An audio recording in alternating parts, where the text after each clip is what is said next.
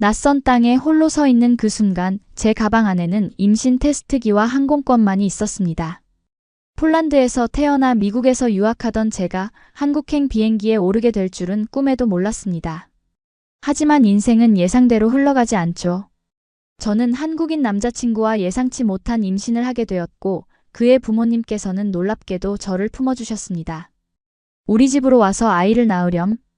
우리가 도울게. 처음에는 두려웠습니다.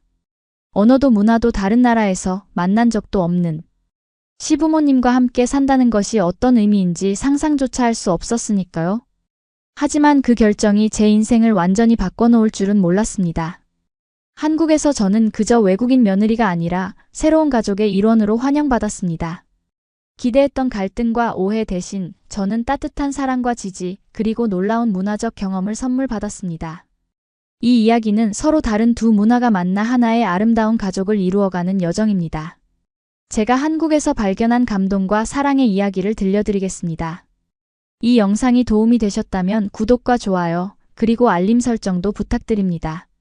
안녕하세요. 저는 바르샤바에서 태어나고 자란 마그다 코발스카입니다. 지금 이 순간에도 믿기지 않는 제 이야기를 여러분과 나누려고 합니다. 3년 전 저는 그저 평범한 폴란드의 대학생이었습니다. 바르샤바 대학교에서 심리학을 공부하던 중 꿈에 그리던 교환학생 프로그램에 합격해 미국 캘리포니아로 떠나게 되었죠. 그때만 해도 저는 단지 1년 동안 미국에서 공부하고 돌아올 계획이었습니다. 하지만 인생은 항상 예상대로 흘러가지 않는 법이죠. 미국에 도착한 첫날, 저는 낯선 환경의 두려움과 설렘이 교차했습니다. 캘리포니아의 따뜻한 햇살은 바르샤바의 차가운 겨울과는 완전히 달랐습니다. 기숙사에 짐을 풀고 오리엔테이션이 열리는 강당으로 향했습니다. 그곳에서 세계 각국에서 온 학생들과 만났는데 특히 눈에 띄는 한 남학생이 있었습니다. 동양적인 외모와 따뜻한 미소를 가진 그 사람은 한국에서 온 유학생 준호였습니다. 안녕하세요. 저는 한국에서 온 준호입니다. 그가 영어로 자기소개를 했을 때 저는 그저 평범하게 인사를 나눴습니다. 당시에는 그가 제 인생을 완전히 바꿔놓을 사람이 될 줄은 상상도 못했죠. 오리엔테이션 이후 저는 다양한 수업을 듣기 시작했습니다. 특히 비교문화심리학 수업에서 다시 준호를 만나게 되었고 팀 프로젝트를 함께 하게 되었습니다. 처음에는 단순히 학업적인 관계였습니다. 하지만 시간이 지날수록 우리는 서로의 문화에 대해 알아가며 더 가까워졌죠. 폴란드는 어떤 나라인가요? 준호가 어느 날 물었습니다. 유럽의 중심에 있는 나라예요. 역사적으로 많은 어려움을 겪었지만 강인한 정신을 가진 사람들이 살고 있어요. 여러분이 생각하는 것보다 훨씬 아름다운 곳이랍니다. 저는 자부심을 가지고 대답했습니다. 한국도 비슷한 것 같아요. 많은 전쟁과 역사적 어려움을 겪었지만 지금은 세계적으로 인정받는 나라가 되었어요. 준호의 말에 저는 공감이 갔습니다. 그렇게 우리는 서로의 나라와 문화에 대한 이야기를 나누며 점점 더 가까워졌습니다. 주말마다 캠퍼스 주변을 산책하거나 도서관에서 함께 공부하는 시간이 많아졌고 어느새 우리는 서로를 향한 마음을 키워가고 있었습니다. 4개월이 지난 어느 날 준호는 저를 한국 식당에 데려갔습니다. 그곳에서 처음으로 김치와 불고기를 맛보게 되었는데 처음에는 낯선 맛이었지만 곧 그 깊은 풍미에 매료되었습니다. 마치 한국 음식이 제 인생의 예고편처럼 느껴졌죠. 마그다, 한국에 한번 와보지 않겠어요? 준호가 문득 물었습니다. 언젠가는 꼭 가보고 싶어요. 한국 드라마도 몇 개 봤는데 정말 아름다운 나라인 것 같아요. 저는 미소 지으며 대답했습니다. 그날 이후 우리는 공식적인 연인 관계가 되었고 함께하는 시간이 더욱 많아졌습니다. 서로의 언어를 가르쳐주기도 하고 각자의 나라 음식을 요리해주기도 했죠. 준호는 특히 피에로기와 같은 폴란드 음식을 좋아했고 저는 김치찌개와 비빔밥의 매력에 빠져들고 있었습니다. 교환학생 프로그램이 끝나갈 무렵 우리는 이별을 앞두고 고민했습니다. 저는 폴란드로, 준호는 한국으로 돌아가야 했기 때문이죠. 하지만 미국에서의 마지막 날 준호는 놀라운 제안을 했습니다. 마그다, 나와 함께 미국에서 계속 공부하면 어떨까요? 나는 여기서 석사 과정을 시작할 예정이에요. 당신도 여기 대학원에 지원해보는 건 어떨까요? 그의 제안에 가슴이 뛰었습니다. 폴란드에서의 계획을 모두 바꿔야 했지만 준호와 함께하고 싶은 마음이 더 컸습니다. 고민 끝에 저는 폴란드 부모님께 이 사실을 알리고 미국 대학원에 지원했습니다. 기적처럼 장학금까지 받게 되어 저는 준호와 함께 미국에서의 새로운 생활을 시작하게 되었습니다. 그렇게 우리는 미국에서 함께 공부하며 2년의 시간을 보냈습니다. 서로를 더 깊이 알아가며 문화적 차이를 이해하고 존중하는 법을 배웠죠. 준호는 제가 힘들 때마다 항상 옆에 있어 주었고 저 역시 그에게 든든한 지원군이 되었습니다. 우리의 관계는 더욱 깊어져 갔고 미래에 대한 이야기를 나누기 시작했습니다. 결혼 후에는 어디서 살고 싶어요? 어느 날 준호가 물었습니다. 글쎄요, 폴란드? 아니면 한국? 아직 잘 모르겠어요. 저는 솔직하게 대답했습니다. 각자의 나라에서 몇 년씩 살아보는 건 어떨까요? 서로의 문화를 더 깊이 경험할 수 있을 것 같아요. 준호의 제안은 언제나처럼 합리적이었습니다. 하지만 인생은 우리의 계획대로 흘러가지 않았습니다. 석사과정 2년차 졸업을 앞두고 있던 어느 날 아침 저는 갑작스러운 메스꺼움을 느꼈습니다. 처음에는 단순한 감기라고 생각했지만 증상이 계속되자 병원을 찾았고 그곳에서 저는 믿기 힘든 소식을 들었습니다. 축하드립니다. 코발스카 씨. 임신 8주차입니다. 그 순간 저는 머리가 하얘졌습니다. 준호와 저는 항상 조심했고 아직 결혼도 하지 않은 상태였습니다. 게다가 우리 둘 다 학업을 마무리하는 중요한 시점이었죠. 어떻게 이런 일이 일어날 수 있을까요? 병원을 나오는 길, 저는 어떻게 준호에게 이 사실을 알려야 할지 고민했습니다. 그날 저녁 떨리는 마음으로 준호를 만났습니다. 그에게 임신 소식을 전하자 그의 표정이 순간 굳어졌습니다. 하지만 곧 그의 얼굴에 미소가 번졌습니다. 정말요? 우리가 부모가 된다고요? 준호의 반응은 제가 예상한 것보다 훨씬 긍정적이었습니다. 하지만 우리 아직 학생이잖아요. 어떻게 해야 할지. 저는 여전히 혼란스러웠습니다. 걱정 마세요, 마그다. 우리 함께 잘 해결해 나갈 거예요. 일단 부모님들께 알려야겠죠? 준호는 제 손을 꼭 잡았습니다. 그날 밤 우리는 각자의 부모님께 화상통화로 이 소식을 전했습니다. 폴란드에 계신 제 부모님은 처음에 충격을 받으셨지만 곧 저를 지지해 주시겠다고 말씀하셨습니다. 하지만 정작 더 놀라운 반응은 한국에 계신 준호의 부모님에게서 나왔습니다. 걱정하지 마라, 준호야. 마그다야, 너는 지금 학업에 집중해야 할 때다. 아이는 우리가 돌볼 테니 한국으로 오렴.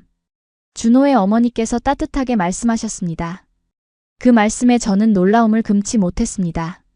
아직 만나본 적도 없는 외국인 며느리에게 이런 제안을 하시다니. 준호는 제게 설명해 주었습니다. 한국에서는 가족의 유대가 매우 중요하며 그의 부모님은 전통적인 가치관을 가지고 계시지만 동시에 매우 개방적이고 따뜻한 분들이라고요. 하지만 나는 한국어도 못하고 한국 문화도 잘 몰라요. 게다가 준호, 당신은 어떻게 할 거예요? 저는 여전히 걱정이 많았습니다. 걱정 마세요. 제 아버지는 영어 교사셨고 어머니도 영어를 조금 하세요. 그리고 저는 졸업 후에 바로 한국으로 돌아갈 계획이에요. 몇 개월만 떨어져 있으면 돼요.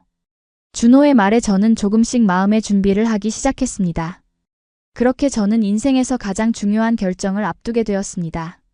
낯선 나라, 아직 만나본 적 없는 시부모님과 함께 살며 아이를 낳고 키워야 한다는 생각에 두려움도 있었지만 동시에 준호와 우리 아이를 위한 새로운 시작이라는 생각에 용기를 내기로 했습니다.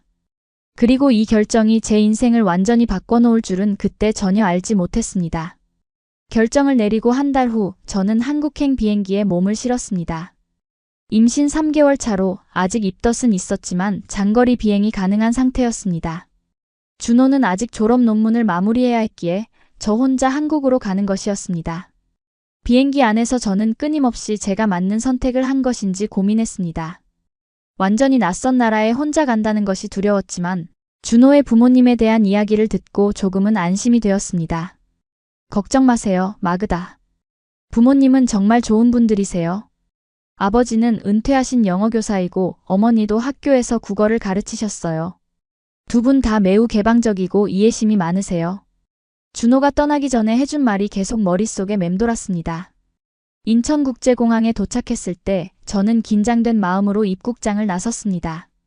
그리고 그곳에서 따뜻한 미소를 지닌 중년 부부를 만났습니다. 준호의 부모님이셨습니다.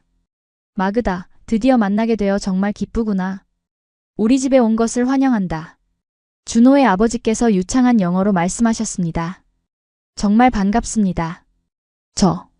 이렇게 갑자기 찾아와서 죄송합니다. 저는 어색하게 인사드렸습니다. 무슨 소리니? 이제 우리 가족이잖니. 걱정하지 마렴. 준호의 어머니께서는 영어가 서툴렀지만 그 따뜻함은 충분히 전달되었습니다. 공항에서 나와 우리는 차를 타고 이동했습니다. 창밖으로 보이는 한국의 풍경은 제가 상상했던 것과는 달랐습니다. 서울의 현대적인 빌딩들과 빠르게 지나가는 자동차들, 그리고 곳곳에 보이는 화려한 간판들. 저는 가끔씩 TV에서 본 한국 드라마의 장면들을 떠올렸습니다. 서울에서는 얼마나 살게 되나요? 저는 조심스럽게 물었습니다. 우리는 서울에 살지 않아. 경상도 시골에 있는 작은 마을이란다. 준호가 말해주지 않았니? 준호의 아버지께서 대답하셨습니다. 그 말에 저는 놀랐습니다. 준호는 부모님이 서울 근교에 산다고 말했던 것 같은데. 아니면 제가 잘못 이해한 건가요? 하지만 이미 이곳에 온 이상 돌이킬 수는 없었습니다. 저는 조용히 창밖을 바라보며 앞으로의 생활을 상상했습니다. 서울에서 3시간가량 고속도로를 달린 후 우리는 작은 시골 마을에 도착했습니다. 준호의 부모님 집은 현대식 건물이었지만 주변은 온통 논과 밭, 그리고 몇몇 전통 가옥들로 둘러싸여 있었습니다. 바르샤바의 분주한 도시 생활에 익숙한 저에게는 너무나도 낯선 환경이었습니다. 여기서 준호는 어디서 자랐나요? 저는 호기심에 물었습니다. 준호는 이곳에서 고등학교까지 다녔어. 그 후에는 서울대학교에 진학했지. 준호의 어머니께서 설명해 주셨습니다. 집 안으로 들어서자 깔끔하게 정돈된 한국식 인테리어가 눈에 들어왔습니다. 거실에는 큰 소파와 TV가 있었고 벽에는 가족 사진들이 걸려 있었습니다. 그 중에는 어린 준호의 모습도 있었죠. 귀엽게 웃고 있는 어린 시절 준호를 보니 문득 우리 아이도 저렇게 웃는 모습을 상상하게 되었습니다. 이쪽이 네가 쓸 방이란다. 미리 준비해 놓았어. 준호의 어머니께서 저를 2층의 한 방으로 안내하셨습니다. 방은 생각보다 넓었고 깔끔하게 정돈되어 있었습니다. 침대와 책상, 그리고 작은 옷장이 있었고 창문 너머로는 마을의 풍경이 보였습니다. 특히 눈에 띄었던 것은 침대 옆에 놓인 작은 아기 침대였습니다. 저를 위해 이미 아기 물품을 준비해 두신 것이었습니다. 이건 정말 감사합니다. 저는 감동을 받아 말했습니다. 아직 이른 것 같지만 미리 준비해 두면 좋을 것 같아서. 필요한 건 언제든 말해. 준호의 어머니께서 손을 꼭 잡아주셨습니다. 그날 저녁 우리는 함께 식사를 했습니다. 준호의 어머니께서 정성스럽게 준비한 한국 음식들은 미국에서 먹던 것보다 훨씬 정통적이고 맛있었습니다. 김치찌개, 불고기, 각종 나물과 반찬들. 처음에는 매운맛에 놀랐지만 곧 그 깊은 맛에 매료되었습니다. 한국 음식이 입에 맞니? 준호의 아버지께서 물으셨습니다. 네, 정말 맛있어요. 미국에서도 한국 음식을 자주 먹었지만 이렇게 다양하게는 처음이에요. 저는 진심으로 대답했습니다. 임산부에게는 특별한 음식이 필요하지. 내일부터는 내 건강에 좋은 음식들을 준비할게. 준호의 어머니께서 미소 지으셨습니다. 식사를 마치고 준호의 아버지께서 저에게 물으셨습니다. 마그다, 폴란드에서는 임신했을 때 어떻게 지내니? 특별한 풍습이 있니? 저는 폴란드의 임신 문화에 대해 이야기해 드렸습니다. 가족들이 모여 아기를 위한 축복을 하는 모임, 특별한 음식들, 그리고 아기를 위한 첫 선물로 항상 무언가 손으로 만든 것을 준비한다는 전통 등을 설명했습니다. 그렇구나. 한국에서도 임신한 여성을 위한 특별한 문화가 있단다. 태교라고 해서 임신 중에 좋은 생각과 아름다운 것들을 보며 지내는 거지. 준호의 아버지께서 설명해 주셨습니다. 그날 밤 저는 새로운 방에서 잠을 청하며 많은 생각을 했습니다. 낯선 나라, 낯선 집, 그리고 아직은 어색한 시부모님. 하지만 그들의 따뜻한 환영에 조금씩 마음이 열리고 있었습니다. 폴란드에 있는 부모님께 문자를 보내 무사히 도착했다는 소식을 전하고 준호에게도 메시지를 남겼습니다. 당신 부모님은 정말 좋은 분들이에요. 처음에는 걱정했지만 이제 조금 안심이 됩니다. 빨리 당신도 왔으면 좋겠어요. 다음 날 아침 저는 새들의 지저귐 소리에 일어났습니다. 도시에서 자라 이런 경험이 거의 없었던 저에게는 신선한 충격이었습니다. 창문을 열자 상쾌한 공기가 방 안으로 들어왔고 멀리 논과 산의 풍경이 펼쳐졌습니다. 잘 잤니? 아래층에서 준호의 어머니의 목소리가 들렸습니다. 네, 정말 잘 잤어요. 저는 아래층으로 내려가 대답했습니다. 아침 식사는 또 다른 놀라움이었습니다. 미국에서는 시리얼이나 토스트로 간단히 해결하곤 했는데 준호의 어머니께서는 밥과 국, 그리고 몇 가지 반찬을 차려놓으셨습니다. 한국에서는 아침부터 이렇게 먹나요? 저는 놀라서 물었습니다. 그럼 특히 임산부는 잘 먹어야 해. 이건 미역국이라고 한국에서는 출산 후에도 자주 먹는 음식이야. 철분이 풍부해서 좋단다. 준호의 어머니께서 설명해 주셨습니다. 아침 식사 후 준호의 아버지께서 저를 마을 산책에 초대하셨습니다. 마을을 좀 구경시켜 주마. 우리 동네는 작지만 아름다운 곳이 많아. 우리는 함께 마을을 걸었습니다. 작은 시장, 지역 학교, 그리고 마을 회관 등을 지나며 준호의 아버지께서는 마을의 역사와 특징을 상세히 설명해 주셨습니다. 놀랍게도 그곳 사람들은 저를 보고도 크게 놀라지 않았습니다. 오히려 친절하게 인사를 건네는 분들이 많았죠. 여기 사람들은 외국인에게 익숙한가요? 저는 물었습니다. 요즘은 농촌에도 국제 결혼이 많아졌어. 우리 마을에도 몇몇 외국인 주민들이 있단다. 모두 처음에는 낯설어 하지만 곧 가족이 되지. 준호의 아버지의 말씀에 저는 조금 안심이 되었습니다. 산책을 마치고 돌아오는 길에 우리는 작은 카페에 들렀습니다. 준호의 아버지께서는 제게 한국식 녹차를 권하셨고 우리는 그곳에서 더 깊은 대화를 나눴습니다. 마그다, 솔직히 말해보렴. 우리 집에 오는 것이 많이 걱정되었겠구나. 준호의 아버지께서 갑자기 물으셨습니다. 네. 사실 많이 걱정했어요. 한국 문화도 잘 모르고 언어도 못하고 게다가 이렇게 갑자기 임신까지 하게 되어서 저는 솔직하게 답했습니다. 걱정 마렴. 우리는 네가 우리 가족이라고 생각한단다. 준호가 널 선택했고 너희 둘이 우리에게 귀한 선물을 주려고 하잖니. 그것만으로도 우리는 충분히 행복하단다. 그의 말씀에 저는 눈물이 났습니다. 정말 감사합니다. 저도 최선을 다해 좋은 며느리, 좋은 엄마가 되도록 하겠습니다. 그럴 필요 없다. 그냥 내 자신을 믿고 건강하게 아이를 낳는 것만 생각하렴. 나머지는 우리가 도울게. 준호의 아버지께서 따뜻하게 말씀하셨습니다. 그날 이후로 저는 조금씩 한국 생활에 적응해 갔습니다. 준호의 어머니께서는 저에게 간단한 한국어를 가르쳐 주셨고 저는 그분들께 폴란드어 몇 마디를 알려드렸습니다. 매일 아침 산책을 하고 함께 시장에 가서 신선한 재료를 사오기도 했습니다. 특히 준호의 어머니께서는 임산부에게 좋은 음식들을 연구하시며 매일 다양한 요리를 해주셨습니다. 점점 배가 불러오면서 저는 병원을 방문해야 했습니다. 준호의 어머니께서는 마을에서 가장 신뢰할 수 있는 산부인과를 찾아주셨고 함께 검진을 받으러 갔습니다. 병원은 생각보다 현대적이고 깨끗했습니다. 작은 시골 마을에 있는 병원이라 기대가 크지 않았는데 최신 장비와 시설을 갖추고 있어 놀라웠습니다.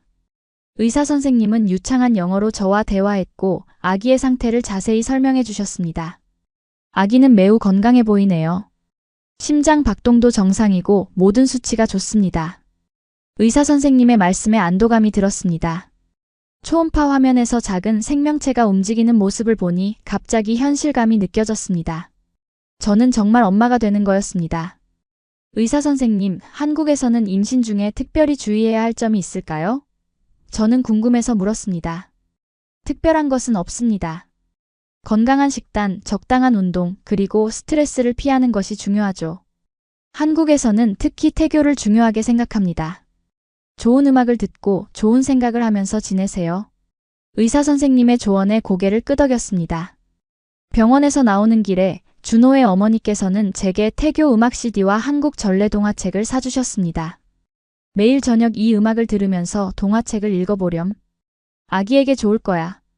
준호의 어머니의 관심과 배려에 마음이 따뜻해졌습니다. 그렇게 저는 한국에서의 일상을 조금씩 만들어갔습니다. 아침에는 준호의 아버지와 산책을, 오후에는 준호의 어머니와 요리나 정원 가꾸기를 배웠습니다. 저녁에는 함께 TV를 보거나 준호와 영상통화를 했습니다.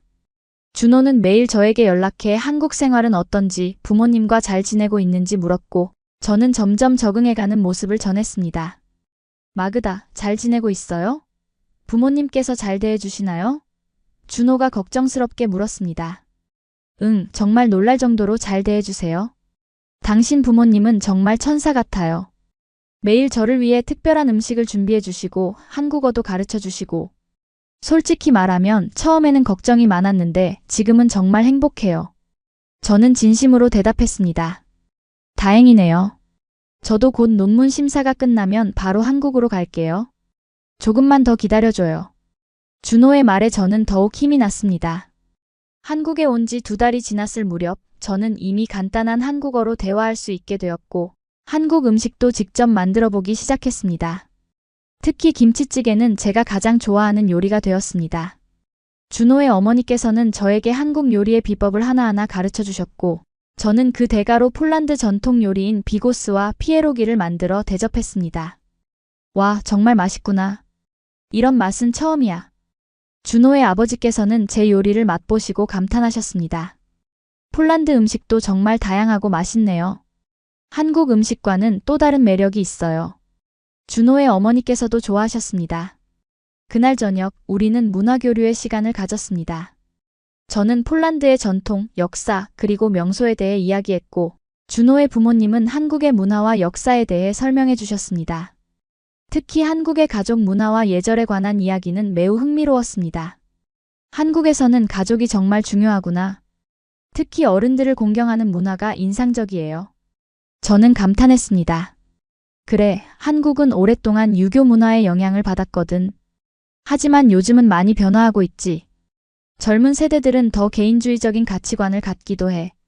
준호의 아버지께서 설명해 주셨습니다. 폴란드도 가족 중심적인 문화가 있어요. 특히 크리스마스나 부활절 같은 명절에는 온 가족이 모여 함께 시간을 보내요. 저는 제 나라의 문화에 대해서도 이야기했습니다. 대화를 나누다 보니 두 나라의 문화는 표면적으로는 많이 다르지만 가족을 중요시하고 전통을 존중하는 점에서 유사한 부분도 많다는 것을 깨달았습니다. 이런 공통점을 발견하면서 저는 한국 문화에 더욱 친근감을 느끼게 되었습니다. 어느 날 준호의 어머니께서는 저를 마을의 문화센터로 데려가셨습니다. 그곳에서는 외국인들을 위한 한국어 수업과 문화체험 프로그램이 운영되고 있었습니다. 저는 몇몇 다른 외국인 주민들과 만나 이야기를 나눌 수 있었고 그들의 경험담을 들으며 많은 용기를 얻었습니다. 저도 처음에는 정말 힘들었어요. 언어도 못하고 문화적 차이도 크고. 하지만 3년이 지난 지금은 한국이 제2의 고향이 되었어요. 베트남에서 온 한 여성의 이야기는 특히 인상적이었습니다. 문화센터에서는 한국 전통 공예인 한지공예와 다도 수업도 들을 수 있었습니다. 손으로 직접 한지를 접고 색칠하며 작은 공예품을 만드는 과정은 매우 치유적이었고 한국 전통차를 마시며 배우는 다도는 마음의 평화를 가져다 주었습니다. 한국 문화는 정말 깊고 아름다워요. 이렇게 직접 체험할 수 있어서 감사해요. 저는 진심으로 말했습니다. 마그다, 네가 우리 문화에 관심을 가져줘서 고맙구나. 준호가 널 정말 자랑스러워할 거야. 준호의 어머니께서는 제 손을 꼭 잡아주셨습니다. 임신 6개월이 되었을 무렵 준호가 드디어 한국으로 돌아왔습니다. 그를 공항에서 만났을 때의 기쁨은 이루 말할 수 없었습니다. 그동안의 시간이 길게 느껴졌지만 그를 다시 보는 순간 모든 기다림이 보상받는 느낌이었습니다. 마그다, 많이 기다렸지? 이제 내가 왔으니 모든 걸 함께 할게. 준호는 제 배를 쓰다듬으며 말했습니다. 준호야, 내 여자친구가 정말 대단하구나. 한국 생활에 잘 적응하고 이제는 한국어도 조금씩 하더라. 준호의 아버지께서 자랑스럽게 말씀하셨습니다. 준호의 귀국 후 우리는 정식으로 결혼 준비를 시작했습니다. 한국에서는 임신 중 결혼이 조금은 특별한 상황이었지만 준호의 부모님은 마을 사람들에게 자연스럽게 설명하셨고 모두가 우리의 결혼을 축하해 주었습니다. 한국에서는 보통 어떤 결혼식을 하나요? 저는 준호에게 물었습니다. 요즘은 대부분 웨딩홀이나 호텔에서 서양식 결혼식을 해. 하지만 전통 혼례를 하는 경우도 있어. 넌 어떤 스타일이 좋을 것 같아? 준호가 물었습니다. 솔직히 말하면 전통 혼례가 궁금해요. 그동안 한국 드라마에서만 봤는데 직접 경험해보고 싶어요. 저는 솔직하게 대답했습니다. 준호와 그의 부모님은 제 의견을 존중해 주셨고 우리는 간소화된 형태의 전통 혼례와 작은 서양식 피로연을 결합한 결혼식을 계획했습니다. 한국 전통 혼례복인 한복을 입어보는 경험은 정말 특별했습니다. 화려한 색상과 아름다운 문양의 한복은 제가 상상했던 것보다 훨씬 더 멋있었습니다. 마그다, 한복이 정말 잘 어울리는구나. 마치 한국 사람 같아. 준호의 어머니께서 감탄하셨습니다. 결혼식 날 저는 아름다운 빨간색 한복을 입고 준호는 파란색 한복을 입었습니다. 작은 마당에서 진행된 전통 의식은 간소하지만 매우 의미 있었습니다. 특히 양가 부모님께 절을 올리고 술을 나누는 의식은 가족 간의 유대를 강조하는 한국 문화를 직접 체험할 수 있는 기회였습니다. 이제 우리는 정식으로 가족이 되었어요. 의식을 마치고 준호가 제 손을 잡으며 말했습니다. 이후 작은 연회장에서 열린 피로연회는 마을 사람들과 준호의 친구들이 참석했습니다. 모두가 따뜻하게 축하해 주었고 특히 다른 외국인 배우자들이 찾아와 응원의 말을 전해 주었습니다. 한국 생활이 때로는 힘들 수 있지만 이곳 사람들의 따뜻함을 느끼다 보면 결국 행복해질 거예요. 중국에서 온 한 여성이 조언해 주었습니다. 결혼식 이후 우리는 준호의 부모님 집에서 계속 살기로 했습니다. 출산이 가까워지고 있었고 첫 아이를 키우는 데 있어 경험 많은 시부모님의 도움이 필요했기 때문입니다. 준호는 근처 도시에서 일자리를 구했고 매일 출퇴근하며 가정을 꾸려나갔습니다. 임신 8개월이 되었을 때 폴란드에 계신 제 부모님께서 출산을 앞둔 저를 보기 위해 한국을 방문하셨습니다. 처음 시부모님과 만났을 때 언어적 장벽이 있었지만 마음으로 소통하는 모습이 인상적이었습니다. 당신의 딸을 정말 잘 돌봐주셔서 감사합니다. 제 아버지께서 서툰 영어로 말씀하셨습니다. 우리도 마그다가 가족이 되어 기쁩니다. 앞으로도 잘 부탁드립니다. 준호의 아버지께서 따뜻하게 응답하셨습니다. 양가 부모님들은 의외로 금방 친해지셨습니다. 특히 정원 가꾸기와 낚시라는 공통된 취미를 발견하신 양가 아버지들은 매일 함께 시간을 보내셨고 어머니들은 요리를 교환하며 문화적 교류를 하셨습니다. 폴란드 전통 수프인 주렉과 한국의 된장찌개가 한 식탁에 오르는 모습은 정말 특별했습니다. 마그다, 내 부모님은 정말 좋은 분들이구나. 이제 우리는 진정한 국제가족이 되었네. 준호가 행복하게 말했습니다. 양가 부모님들이 함께 계시는 동안 우리는 한국의 여러 명소를 방문했습니다. 서울의 경복궁과 인사동, 부산의 해운대, 해변, 그리고 경주의 역사유적지 등을 돌아보며 저의 폴란드 부모님께 한국의 아름다움을 소개했습니다. 한국은 정말 아름다운 나라구나. 현대와 전통이 공존하는 모습이 인상적이야. 제 어머니께서 감탄하셨습니다. 여행 중 마지막 날 우리는 서울의 한 호텔에 묵었습니다. 그날 저녁 제 아버지께서 갑자기 가슴 통증을 호소하셨습니다. 처음에는 단순한 소화불량으로 생각했으나 통증이 심해지고 식은땀을 흘리기 시작하셨습니다. 상황이 심각해 보여 즉시 119에 연락했습니다. 아버지, 괜찮으세요? 구급차가 곧 올 거예요. 저는 불안한 마음으로 아버지의 손을 잡았습니다. 놀랍게도 119 신고 후 단 8분 만에 구급차가 도착했습니다. 응급구조대원들은 신속하게 아버지의 상태를 확인하고 가까운 대학병원으로 이송했습니다. 병원에 도착하자마자 의사들이 대기하고 있었고 즉시 검사가 시작되었습니다. 코발스키 씨 심전도와 혈액 검사 결과 심근경색이 의심됩니다. 즉시 시술이 필요합니다. 의사가 영어로 설명했습니다. 그렇게 제 아버지는 응급시술실로 들어가셨고 우리는 불안한 마음으로 기다렸습니다. 이 모든 상황 속에서 준호의 부모님은 병원, 행정과 의료진과의 소통을 도와주셨고 저와 어머니를 위로해 주셨습니다. 걱정하지 마라, 마그다. 이 병원은 심장 질환 치료로 유명하단다. 너의 아버지는 좋은 의사들에게 치료받고 있어. 준호의 아버지께서 저를 안심시켜 주셨습니다. 다행히 시술은 성공적이었고 3시간 후 제 아버지는 중환자실에서 안정을 취하고 계셨습니다. 의사는 빠른 조치 덕분에 심각한 손상을 막을 수 있었다고 설명했습니다. 정말 다행이에요. 한국의 의료 시스템이 이렇게 효율적인 줄 몰랐어요. 제 어머니께서 안도의 한숨을 쉬셨습니다. 이틀 후 아버지께서 의식을 완전히 되찾으시고 일반 병실로 옮겨졌습니다. 그때 아버지께서 하신 말씀은 제 마음에 깊이 새겨졌습니다. 마그다, 내가 한국에 오지 않았다면 어땠을지 생각하면 끔찍하구나. 이곳의 신속한 응급 시스템과 전문적인 의료진 덕분에 내 생명이 구해졌어. 네가 이런 나라에서 아이를 낳고 키운다는 것이 이제는 안심이 된다. 그 사건 이후 제 부모님께서는 한국에 대한 인식이 완전히 바뀌셨습니다. 처음에는 낯선 동양 국가에 딸을 보내는 것이 걱정이었지만 이제는 한국의 발전된 시스템과 따뜻한 인간성을 직접 경험하셨기 때문입니다. 마그다, 우리는 내가 한국에서 행복하게 살 수 있을 거라 믿는다. 이렇게 좋은 가족과 함께 있으니 더 이상 걱정하지 않아도 되겠구나. 퇴원 후 폴란드로 돌아가시기 전 어머니께서 저에게 말씀하셨습니다. 드디어 출산 예정일이 다가왔습니다. 저는 준호와 함께 미리 선정해둔 대학병원으로 입원했습니다. 한국의 출산 문화는 폴란드와는 많이 달랐습니다. 특히 놀라웠던 것은 출산 전후의 세심한 관리 시스템이었습니다. 한국에서는 출산 후 산모들이 보통 2주 정도 산후조리원에서 지내요. 그곳에서 전문가들이 산모와 아기를 돌봐주죠. 준호가 설명해 주었습니다. 산후조리원? 그런 곳이 있다니 신기해요. 폴란드에서는 보통 출산 후 바로 집으로 돌아가고 가족들이 돌봐주는 경우가 많아요. 저는 놀라움을 감추지 못했습니다. 병원에서의 출산 과정도 매우 체계적이었습니다. 담당 의사와 간호사들은 모두 영어로 소통이 가능했고 출산 전 과정을 상세히 설명해 주어 안심이 되었습니다. 또한 준호가 출산 과정에 함께할 수 있어서 큰 위안이 되었습니다. 12시간의 진통 끝에 저는 건강한 여자아이를 출산했습니다. 3.2kg의 작고 소중한 우리 아기는 태어나자마자 건강한 울음소리를 냈고 의료진은 모든 검사가 정상이라고 확인해 주었습니다.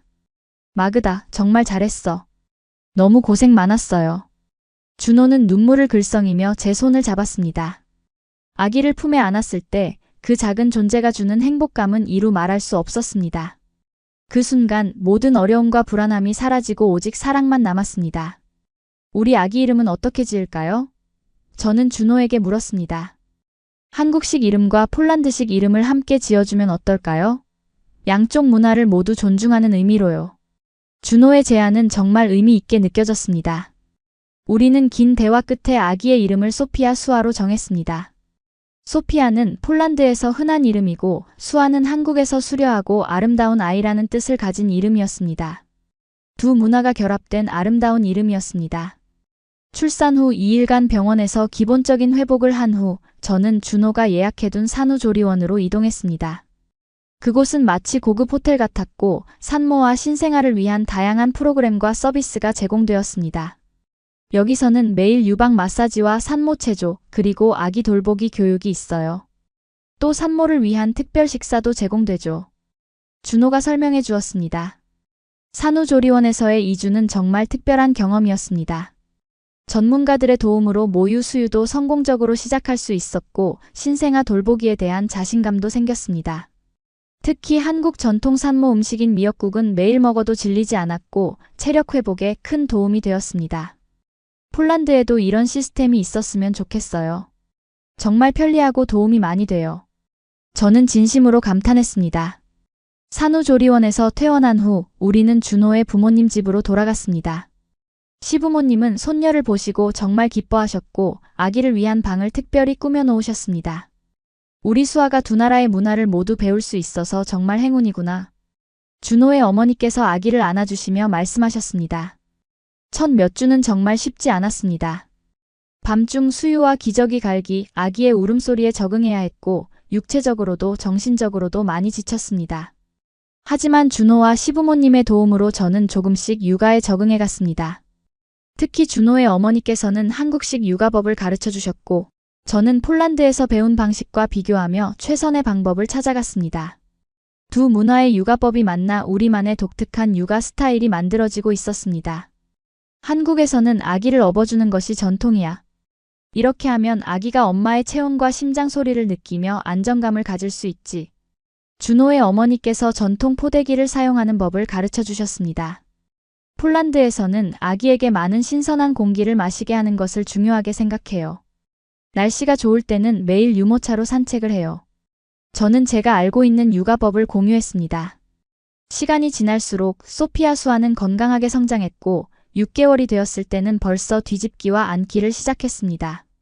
아기의 첫 웃음, 첫 옹알이, 그리고 첫 이유식 등 모든 순간이 소중한 추억으로 남았습니다. 아기가 태어난 지 8개월이 되었을 무렵 준호가 기쁜 소식을 가지고 왔습니다. 마그다, 서울에 있는 대기업에서 취업 제안을 받았어요. 연봉도 좋고 근무 환경도 좋대요. 준호의 얼굴에는 기쁨이 가득했습니다. 정말? 축하해요, 준호. 그럼 우리 이제 서울로 이사해야 하나요? 저는 기쁘면서도 시부모님과 떨어져야 한다는 생각에 조금 아쉬웠습니다. 네, 서울 근교에 집을 구하려고 해요. 부모님께도 말씀드렸는데 오히려 응원해 주셨어요. 준호가 대답했습니다. 준호의 부모님은 우리의 독립을 전적으로 지지해 주셨고 오히려 우리에게 더 넓은 세상에서 경험을 쌓으라고 조언해 주셨습니다. 그렇게 우리는 서울 근교의 작은 아파트를 구해 새로운 시작을 준비했습니다. 서울로 이사하기 전날 밤 저는 시부모님께 그동안의 감사한 마음을 전했습니다. 정말 많은 도움을 주셔서 감사합니다.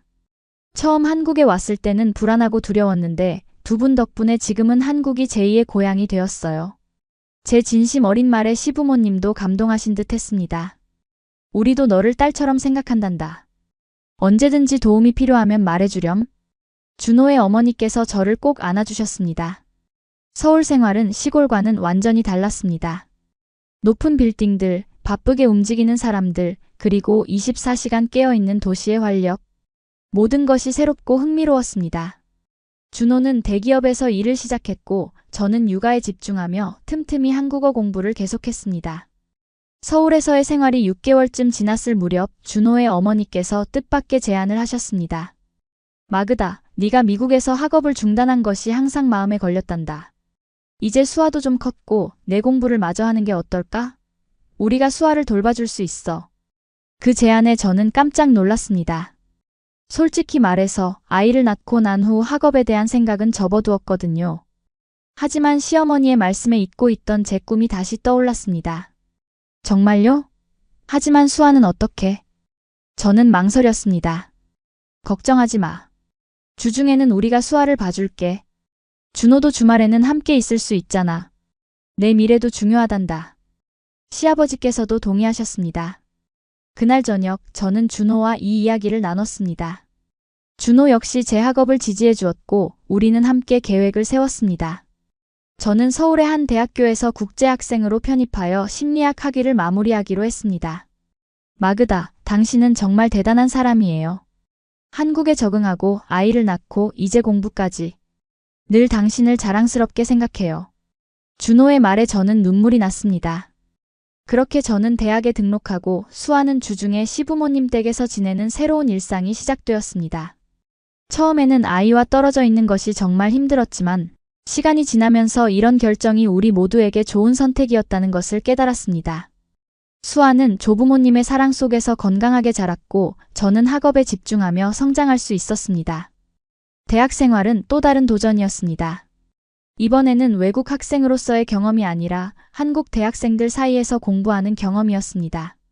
언어적 장벽이 있었지만 많은 교수님들과 학생들이 저를 도와주었고 특히 국제학생 지원 프로그램은 큰 도움이 되었습니다. 코발스카 씨, 한국에서의 경험을 살려 문화간 심리학 연구를 해보는 건 어떨까요? 교수님의 제안은 제 학문적 방향을 결정짓는 계기가 되었습니다.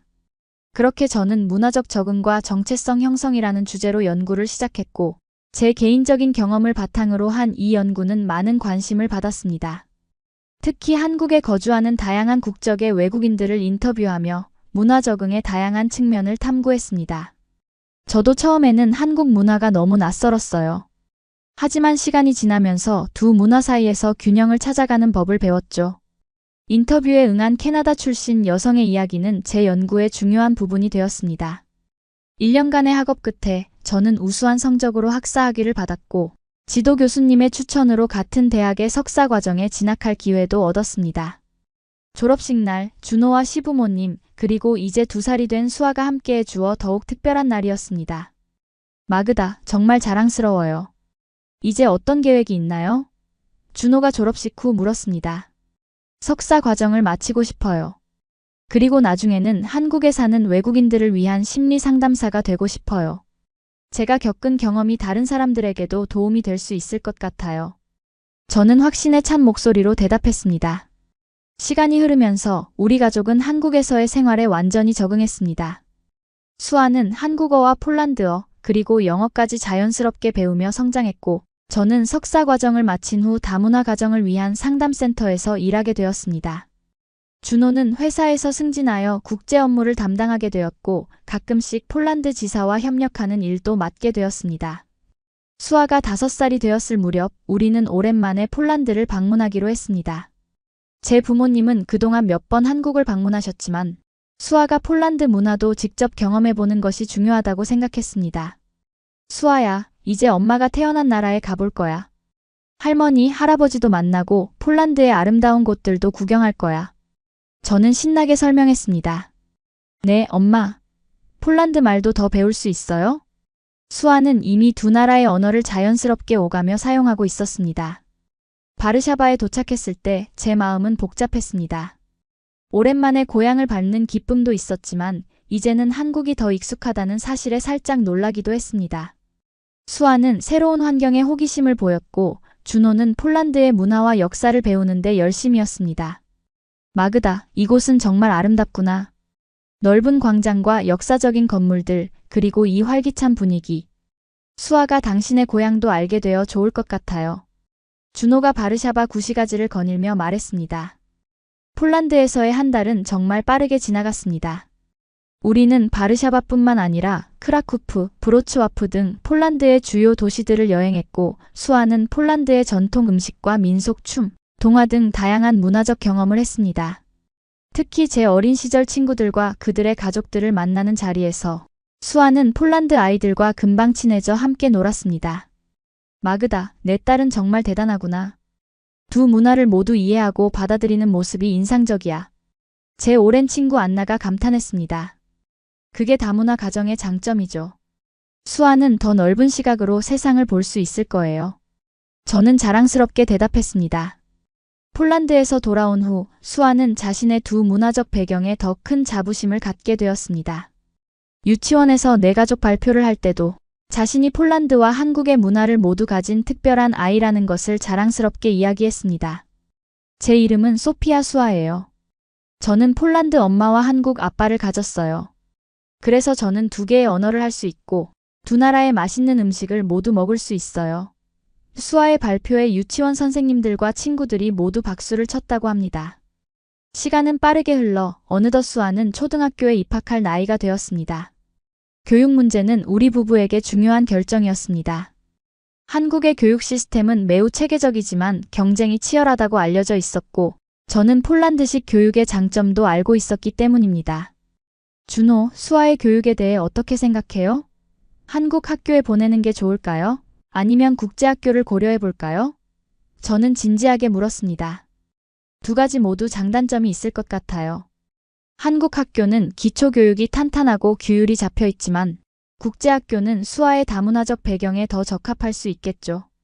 준호도 신중하게 대답했습니다. 우리는 여러 학교를 방문하고 교육 전문가들의 의견을 들은 후 결국 한국 공립초등학교를 선택했습니다.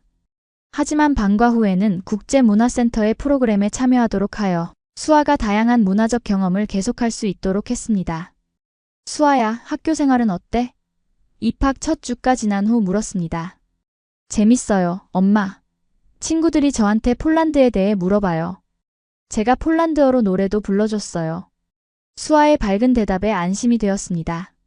수아가 학교에 적응하는 동안 저는 제 경력을 더 발전시키기 위해 다문화 가정지원센터에서 심리상담사로 일하기 시작했습니다.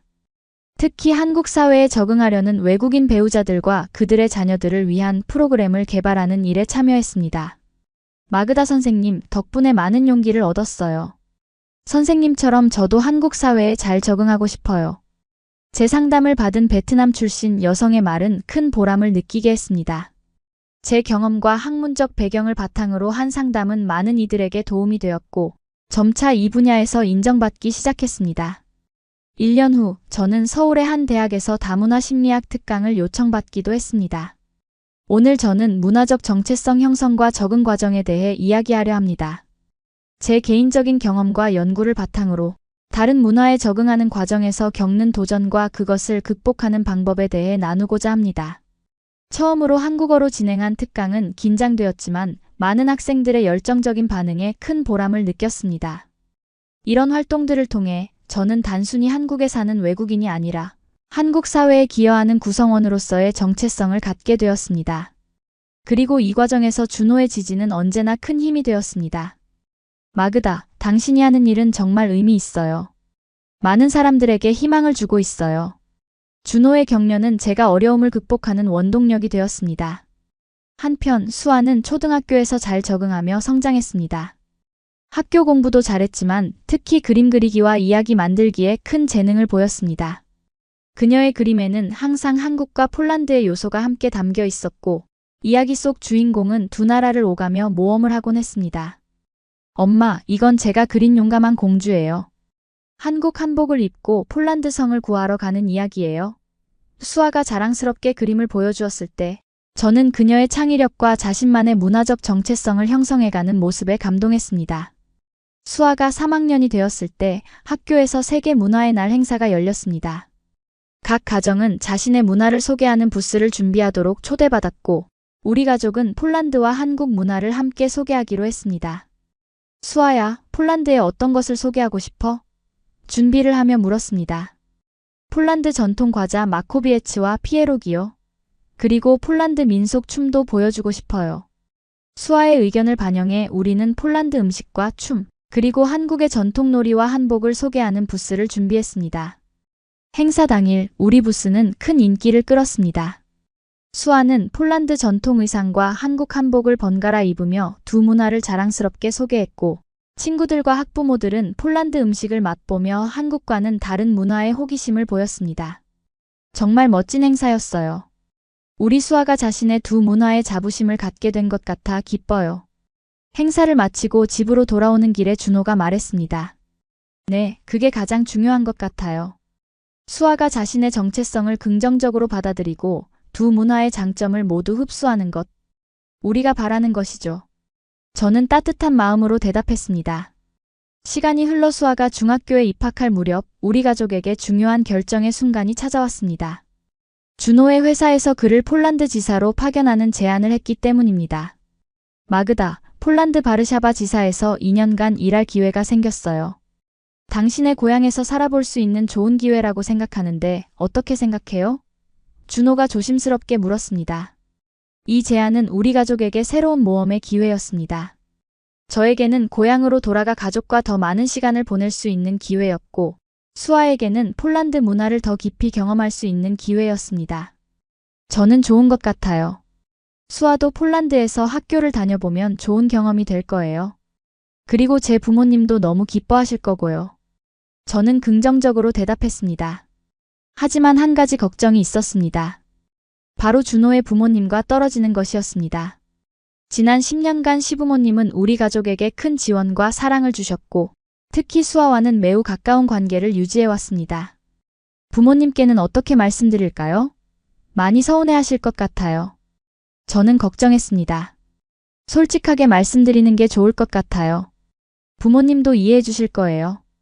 그리고 2년 후에는 다시 돌아올 계획이니까요. 준호가 말했습니다.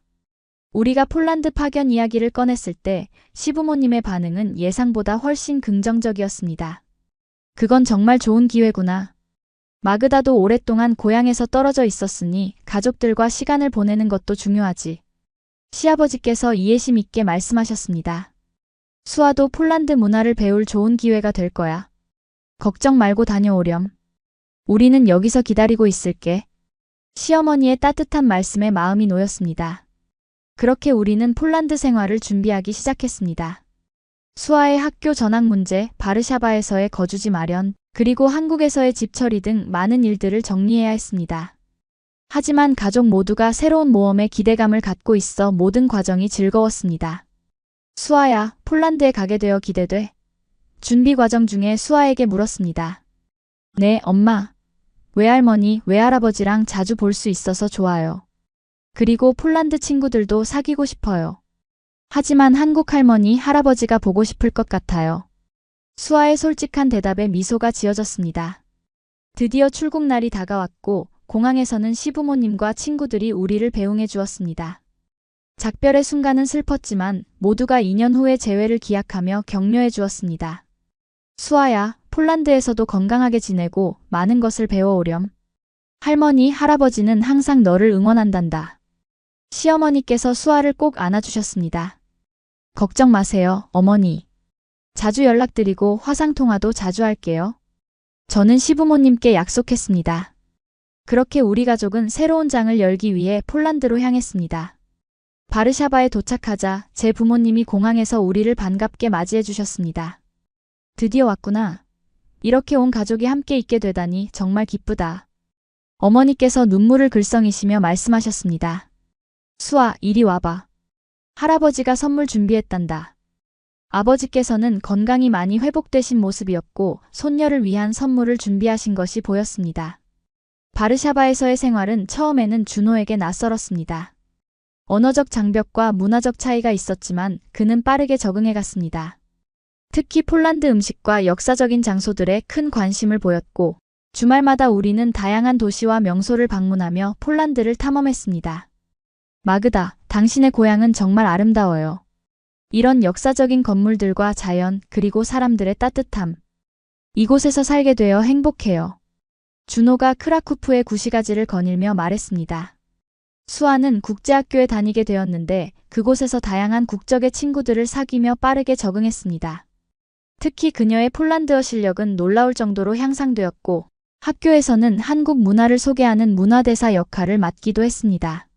엄마, 오늘 학교에서 한국 전통놀이를 가르쳐줬어요. 친구들이 제기차기와 윷놀이를 정말 재미있어 했어요. 수아가 학교에서 돌아와 신나게 이야기했습니다.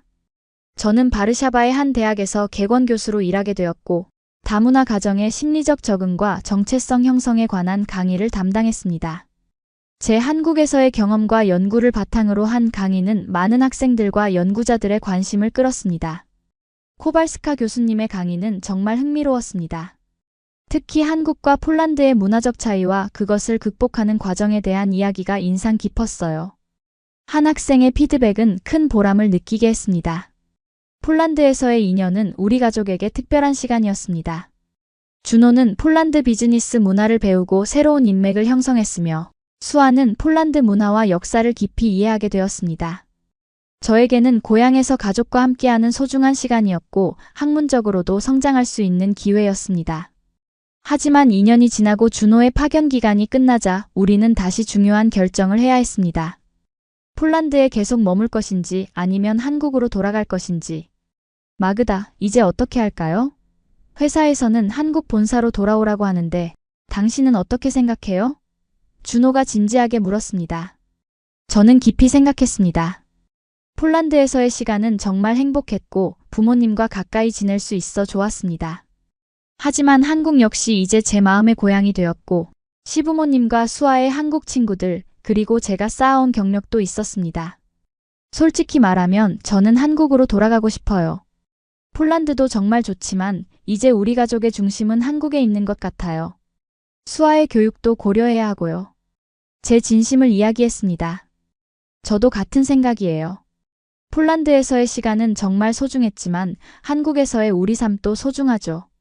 수아에게도 물어볼까요? 준호의 제안에 동의했습니다. 수아에게 물었을 때 그녀의 대답은 우리를 놀라게 했습니다. 저는 한국으로 돌아가고 싶어요. 한국 할머니, 할아버지도 보고 싶고 친구들도 보고 싶어요. 하지만 폴란드도 정말 좋았어요. 나중에 또 올 수 있죠? 그렇게 우리는 한국으로 돌아가기로 결정했고 제 부모님께 이 소식을 전했습니다. 처음에는 아쉬워하셨지만 이내 이해해 주셨습니다. 이제 너희는 한국과 폴란드 두 곳 모두에 뿌리를 두고 있으니 어디에 살든 그것이 너희 가족에게 최선이라면 우리는 지지한단다. 아버지의 말씀은 큰 위로가 되었습니다. 한국으로 돌아온 우리 가족은 다시 한번 새로운 시작을 맞이했습니다.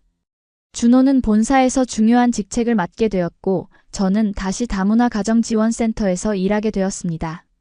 수아는 이제 12살이 되어 중학교에 입학했고 한국과 폴란드 두 나라의 문화를 자연스럽게 오가는 자신감 있는 아이로 성장했습니다. 시부모님은 우리가 돌아온 것을 정말 기뻐하셨고 특히 수아가 많이 성장한 모습에 감동하셨습니다. 그동안은 화상통화로만 만났기 때문에 직접 만나니 더욱 감회가 새로웠습니다. 수아야, 정말 많이 컸구나. 폴란드에서 좋은 시간 보냈니? 시할머니께서 물으셨습니다. 네, 할머니. 외할머니, 외할아버지랑 많이 놀았어요. 그리고 학교에서 폴란드 친구들도 많이 사귀었어요. 하지만 한국이 그리웠어요. 수아의 대답에 시할머니는 흐뭇하게 웃으셨습니다. 한국으로 돌아온 후 저는 제 경험을 바탕으로 다문화 가정의 아이들을 위한 특별한 프로젝트를 시작했습니다. 두 문화의 다리브리지 어브 투 컬처즈라는 이름의 이 프로젝트는 다문화 가정, 아이들이 자신의 정체성을 긍정적으로 형성할 수 있도록 돕는 프로그램이었습니다. 다문화 가정의 아이들은 종종 정체성 혼란을 겪습니다. 어느 문화에 소속되어 있는지 불확실하고 때로는 차별이나 편견을 경험하기도 합니다. 하지만 이중 문화는 사실 큰 강점이 될 수 있습니다. 우리 프로그램은 아이들이 이 강점을 발견하고 자랑스럽게 여길 수 있도록 돕습니다. 저는 프로젝트 소개 세미나에서 이렇게 설명했습니다. 이 프로젝트는 많은 관심을 받았고 여러 지원금과 후원을 받아 전국적인 프로그램으로 확대되었습니다. 수아도 가끔 프로그램에 참여하여 자신의 경험을 다른 아이들과 나눴고 그것은 다른 다문화 가정 아이들에게 큰 영감을 주었습니다. 저는 한국과 폴란드 두 나라의 문화를 모두 사랑해요. 처음에는 조금 혼란스러웠지만 이제는 그것이 제 특별한 정체성이라고 생각해요. 여러분도 자신만의 특별한 정체성을 자랑스럽게 생각하세요. 수아의 말은 다른 아이들에게 큰 격려가 되었습니다. 한편 준호는 회사에서 국제 업무 팀장으로 승진하여 폴란드를 포함한 유럽 시장 개척을 담당하게 되었습니다. 그의 폴란드 경험과 문화적 이해는 비즈니스에서 큰 자산이 되었고 한국과 폴란드 간의 경제 협력을 강화하는 데 기여했습니다. 준호 씨 덕분에 우리 회사의 폴란드 진출이 훨씬 수월해졌습니다. 현지 문화와 비즈니스 환경을 잘 이해하고 계시니까요. 회사 대표이사의 칭찬은 준호에게 큰 자부심을 안겨주었습니다. 우리 가족은 이제 한국에서 안정된 삶을 살고 있었지만 폴란드와의 연결도 계속 유지했습니다. 1년에 한 번씩은 폴란드를 방문했고 가끔은 제 부모님이 한국을 방문하셨습니다. 화상통화로는 거의 매주 소식을 주고받았고 특별한 명절이나 기념일에는 서로에게 선물을 보내기도 했습니다. 수아가 중학교 3학년이 되었을 무렵 그녀는 학교에서 나의 꿈이라는 주제로 발표를 하게 되었습니다. 그날 저녁 수아는 발표 준비를 하며 저에게 진지한 질문을 던졌습니다. 엄마는 왜 심리학자가 되기로 했어요? 글쎄, 처음에는 사람들의 마음을 이해하고 싶어서였어. 하지만 한국에 와서 다문화 가정의 어려움을 보면서 내 경험이 다른 사람들에게 도움이 될 수 있다는 것을 깨달았지. 그래서 더 열심히 공부하고 일하게 되었어. 저는 솔직하게 대답했습니다. 저도 사람들을 돕고 싶어요. 특히 서로 다른 문화 사이에서 소통이 어려운 사람들을 말이에요. 수아의 말에 저는 감동했습니다. 그래, 그런 꿈을 가지고 있구나. 네가 어떤 꿈을 선택하든 아빠와 나는 항상 지지할 거야. 저는 수아의 어깨를 감싸 안았습니다. 다음 날 수아는 학교에서 자신의 꿈에 대해 발표했습니다. 저는 국제관계 전문가가 되고 싶습니다. 한국과 폴란드 두 나라의 문화를 모두 이해하는 제 배경이 도움이 될 거라고 생각해요. 서로 다른 나라와 문화 사이의 다리 역할을 하고 싶어요. 그래서 더 많은 나라의 언어와 문화를 배우고 국제 정치와 경제도 공부할 계획입니다. 수아의 발표는 큰 호응을 받았고 담임 선생님께서는 특별히 수아의 다문화적 배경이 미래에 큰 자산이 될 것이라고 격려해 주셨습니다. 수아는 이미 두 개의 문화와 언어를 자유롭게 오갈 수 있는 능력을 가지고 있어요.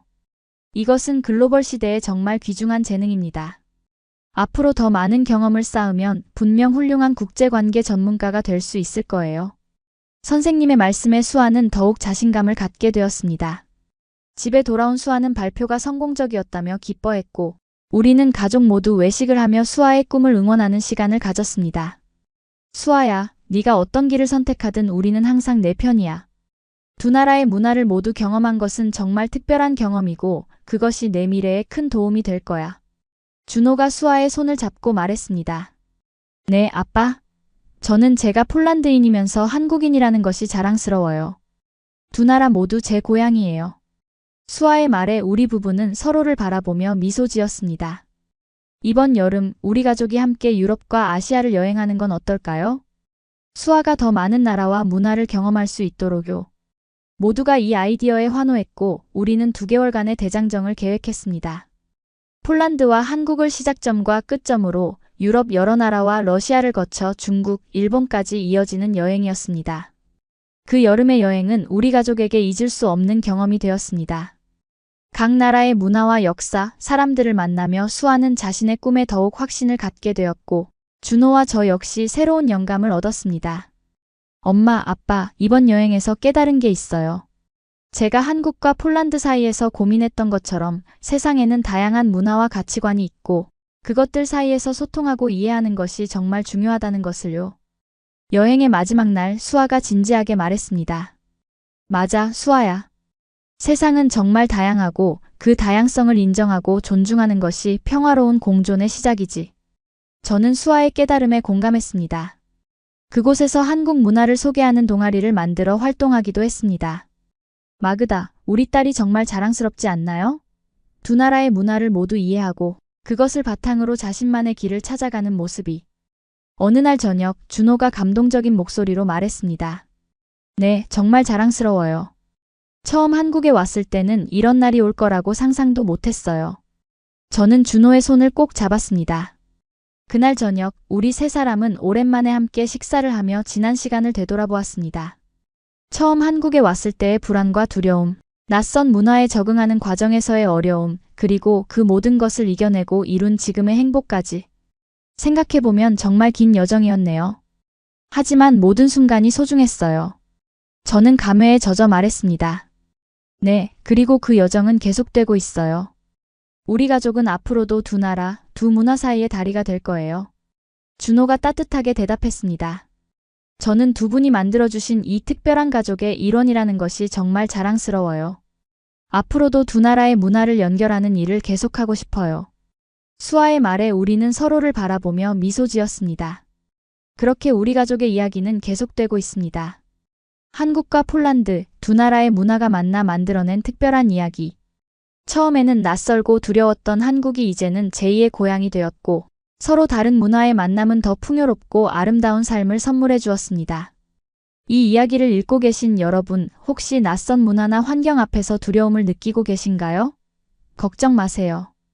그 도전은 결국 여러분의 인생을 더욱 풍요롭게 만들어줄 것입니다. 서로 다른 문화와 전통, 가치관이 만나 새로운 아름다움을 창조해낼 수 있다는 것을 기억하세요. 제 이야기가 여러분에게 작은 용기와 희망이 되었기를 바랍니다. 모든 문화에는 그만의 아름다움이 있고 한국은 특히 그 전통과 현대가 조화롭게 어우러진 매력적인 나라입니다. 제가 한국에서 발견한 것처럼 여러분도 자신만의 특별한 이야기를 만들어 가시길 바랍니다. 이 영상이 마음에 드셨다면 좋아요와 구독 버튼을 눌러주세요. 여러분의 경험과 생각도 댓글로 나눠주시면 더욱 감사하겠습니다. 여러분의 응원이 더 많은 감동적인 이야기를 전할 수 있는 힘이 됩니다. 감사합니다.